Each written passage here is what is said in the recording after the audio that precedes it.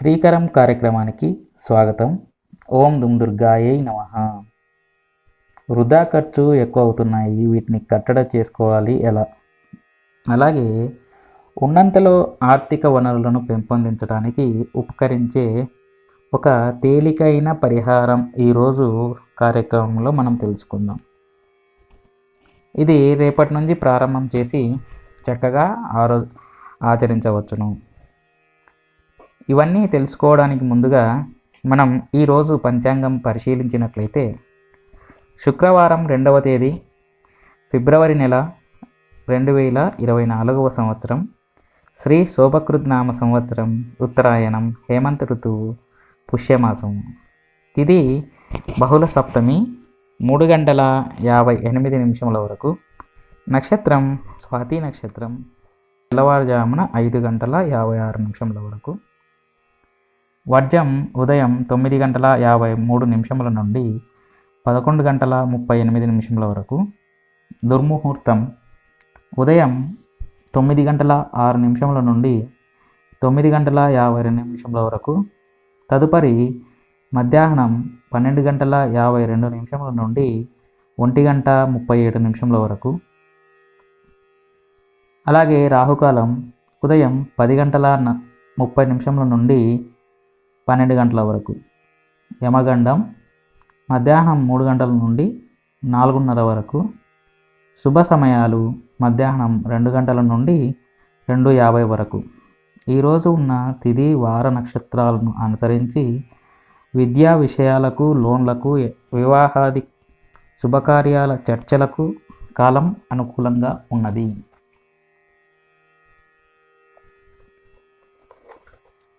ఇక ఈరోజు ఈ కార్యక్రమంలో ఈ రోజుకు ఉన్న విశేషం తెలుసుకున్నట్లయితే, స్వాతి నక్షత్రం కలిగినటువంటి ఈ రోజున మనమందరం కూడా నరసింహస్వామిని పూజించి లక్ష్మీ కళావరంభ స్తోత్రాన్ని పారాయణం చేసి స్వామివారికి నైవేద్యాన్ని సమర్పించినట్లయితే సానుకూలమైన ఫలితాలను, స్వామివారి అనుగ్రహాన్ని పొందుతాము.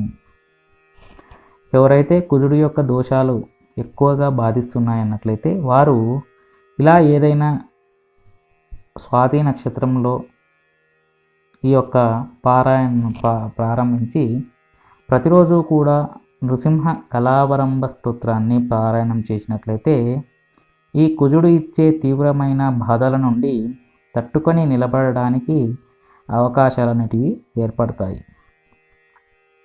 అలాగే రేపటి రోజు అనగా శనివారం కృష్ణపక్షంలో వచ్చేటువంటి అష్టమి తిథి ఉన్నది.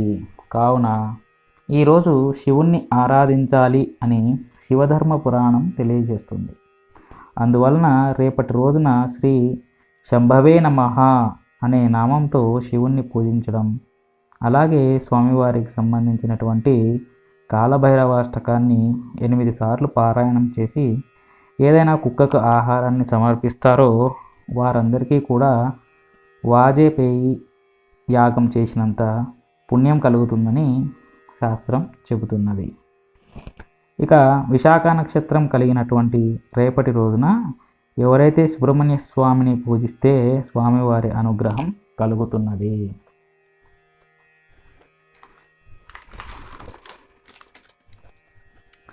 ఇక మనకు అసలైన విషయానికి వస్తే ఈరోజు ఈ కార్యక్రమంలో తెలుసుకోవాల్సినటువంటి ముఖ్యమైన పరిహారం ఏమిటంటే, మనకు ఎంత డబ్బులు వస్తే అంత ఖర్చు అవుతున్నాయి, 1 రూపాయి కూడా మనకు మిగలట్లేదు అనుకునేవారు ఈ పరిహారాన్ని పాటించవచ్చు.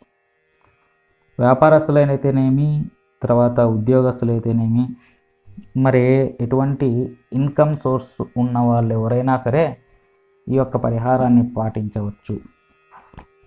దీనికి ఉపయోగపడే వారం శనివారం కనుక రేపు శనివారం, అందుకని ముందుగా మనం ఈ పరిహారం గురించి తెలుసుకుంటున్నాము.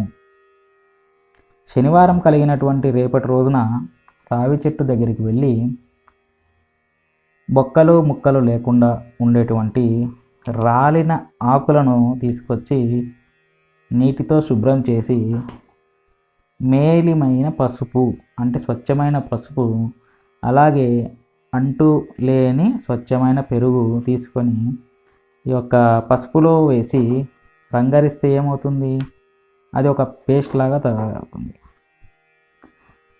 ఈ యొక్క మిశ్రమాన్ని ఉంగరం వేలుతో రావి ఆకు మీద హ్రీం అని రాయాలి.